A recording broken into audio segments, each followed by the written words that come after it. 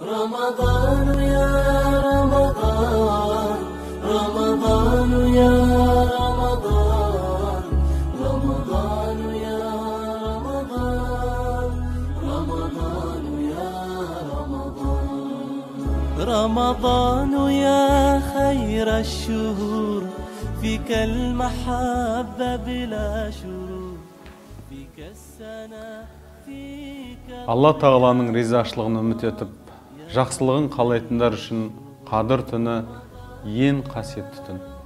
Ардақты пайғамбарымыз саллаллаху алейхи уассалам, кім бұл түннің жақсылығынан құр қалса, барлық жақсылық атауынан құр қалғаны деген.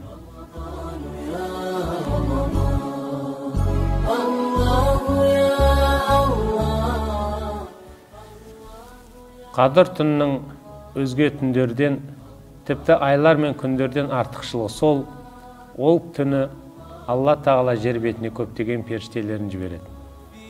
Алла Тағала ол түні адамзаттың келесі жыл болатын тағдырларын, жазмыштарын періштелеріне бұйырады.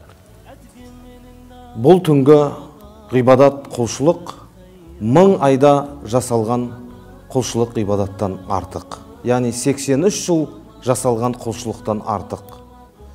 Имам Сахил ибн Абдулла, Алла Тағала бұл түні мүмін құлдарына өзінің мейірімі мен рахымын жаудырады дейді. Қадір түні Алланың рахымына жақындауға мүмкіндік беретін түндердің бірі.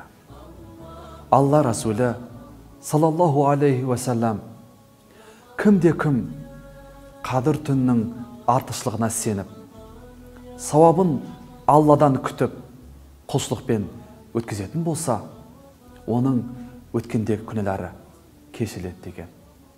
Олай болса, қадірлі ағайын, қадір түннің шексіз сауабынан құр қалмайық.